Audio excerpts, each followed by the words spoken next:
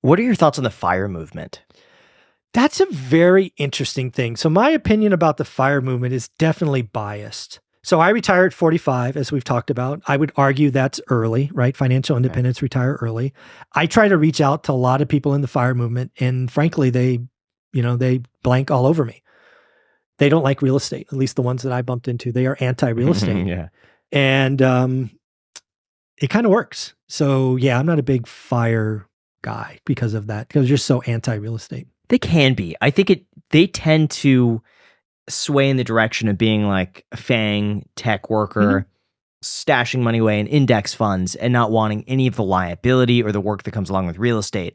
And I think for a lot of them, they view real estate as like a second part-time job or, like a side hustle that you still have to work towards. And they want something truly just like I could go anywhere in the world and not answer a single email or phone call, and I never need to do anything. 2 hours a month, 180 units, multiple 6 figures a year. I'll take that trade. Yeah.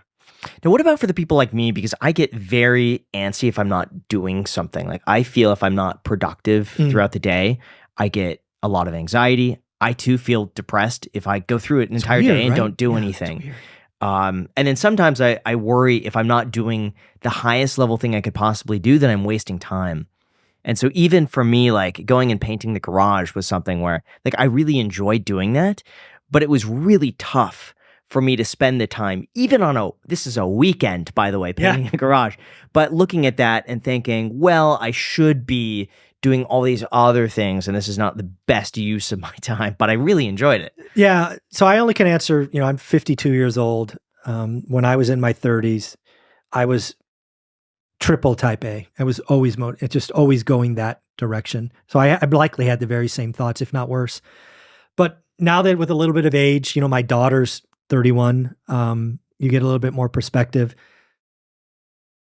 What helped me kind of go from AAA to maybe B is giving myself permission to sit down. Like literally telling myself, it's okay. You have 181 units. You don't need 191.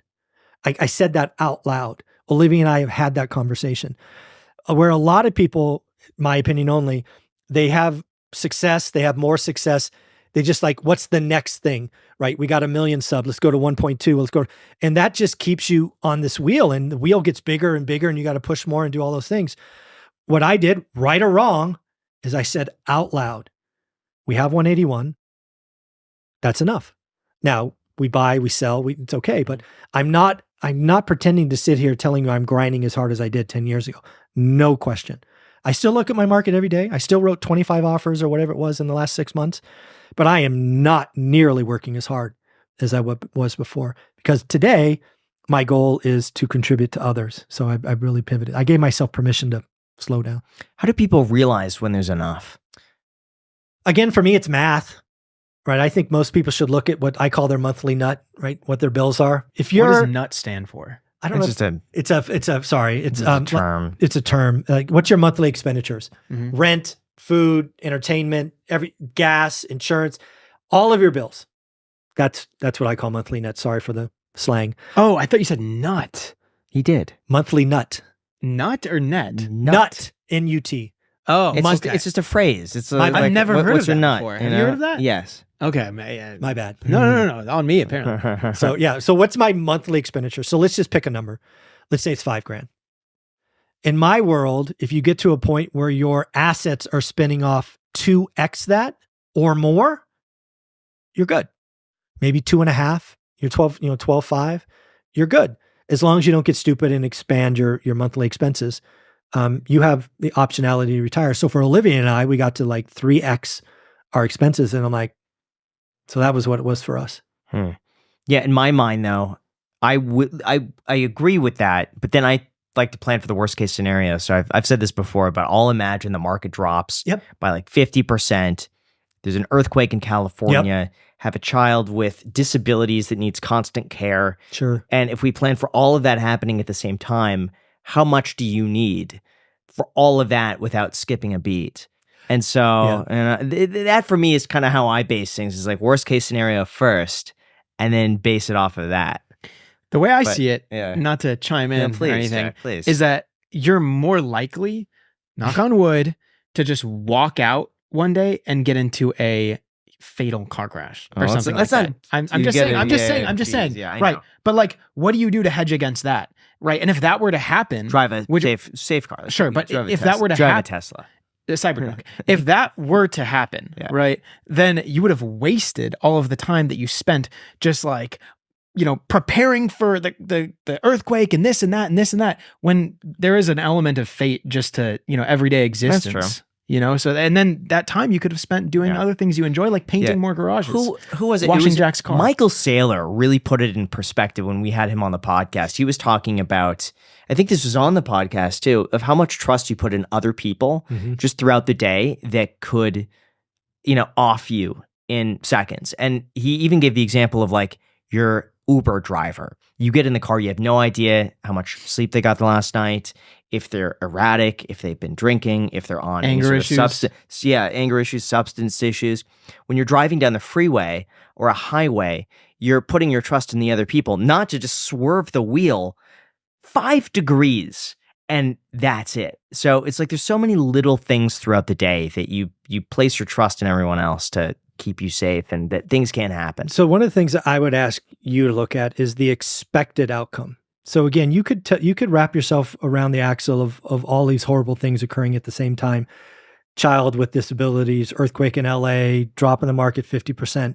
Those all are possible. But now I would argue, put on an expected value. What's the odds of those things happening? Do the math. Because I think because you said this earlier and I've asked you this privately, like, are you really concerned about like running out of money? And you're like, yeah, I really am. I'm like, really? Really? Right? So, I think there's something in there. I don't think you should be concerned. I do agree bad things happen, but you know what? You made it work before. You could do it again. I've always been like this. No, though. true. Since I started making money, it was always, I'm going to save it and you don't know what can happen. Yeah. And maybe this is just age, right? I've got a couple of decades on you. The other thing I would tell you that's really interesting is I've had the luxury of taking some pretty ridiculous travel the last 3 or 4 years, like 6-star stuff. And when you get on these, like we did a river cruise for 3 weeks in Europe. And when you get on these cruises, like 98 people, the average ticket's like 25 grand a person. So 50K a cabin. Yeah. And when you're on these cruises for 3 weeks, you get to know everybody. It's a really small boat. And what you really find out is the average age of people on the boat are 80 plus. They're all multimillionaires. A lot of them via real estate, coincidentally enough. But they all have the same regret. They didn't enjoy life. They just kept going and going. And now they're 82. They can get off in Germany for like 45 minutes before they're tired, or somebody has to wheel them around in a wheelchair. That's not living, right? Olivia and I, I'm 52. She's just slightly older. And we got off and we had a good old time, right? So again, once you get to that number, like I'm not trying to build legacy wealth. I'm not talking to generate generational wealth. Olivia and I, good. Our daughter, good. I'm done. Now, I reserve the right to change my opinion, but yeah, those are eye-opening. Having a conversation with an 80-year-old that's worth $25 million and hear them say they regret it. They regret the last 10 years of working. That's like, wow. Yeah. That's pretty eye-opening.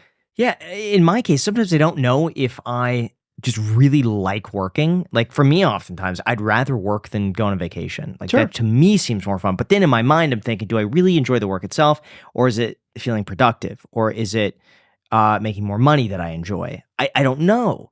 Or is it just the fact I really enjoy the work that I do and I would be doing it regardless? Yeah. And that is just more fun. Or is it that's what I'm used to doing and I just get in a routine or a habit? Well, let's have Jack. Jack knows you better than most. So I think in a vacuum, you do not prefer to work more than you enjoy to do other things. Ooh. However, with all of the context, all of the surrounding context, for example, when you're not working, you have this just constant like reminder in the back of your brain, I should be doing something I do. And that makes it so you can't enjoy. Exactly. It makes it so you can't enjoy relaxing and do all that stuff. And when you are working, although sure, you're maybe not like hanging out with a couple of close friends, just talking shop and having a good time, or like when we had the 4th of July pool party and stuff like that. It's just different. Like I think when you are working, you're thinking, okay, I'm doing good stuff. Like I'm building towards a future. And you also have this entire added context of like scarcity of like, okay, well, everything can go wrong. Everything that can go wrong will go wrong. Yeah. And then this is all extremely productive because it will hedge against that. It's just so much stuff. But in a vacuum, I think you really do enjoy relaxing and hanging out with friends more than working. Could be.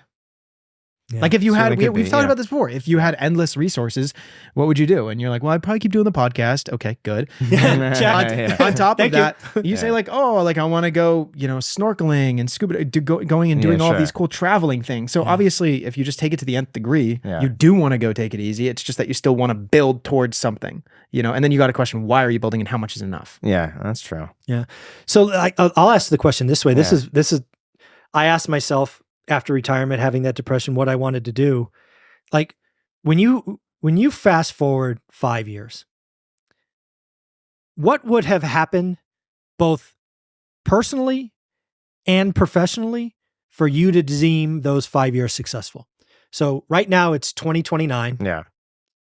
And 5 years have gone by. What do you think happened both personally and professionally? I'll ask you both this. It'd be great to hear, both personally and professionally. We'll do personal first. Personal, I probably 5 years from now, I probably want to have a child. Okay. 5 years from now. So that's probably personal. And then travel is a big thing where I really wanted to travel. So we're And I feel talking like- once a year? What are we talking? I think it's just the quality of the Okay. trip because we travel a lot for the podcast, but it's mostly throughout the United that States. doesn't count. I would say just visiting the rest of the world, Okay. which is a lot of that I have not seen. So I'd love to experience that. So that, like, personally, I think seeing the world Okay. would be All right. really interesting. Professionally, though, I don't know. I would like to feel like I'm doing something different. Okay. Working towards something I haven't already done. Mm. Where it's YouTube, it kind of feels like I've done it.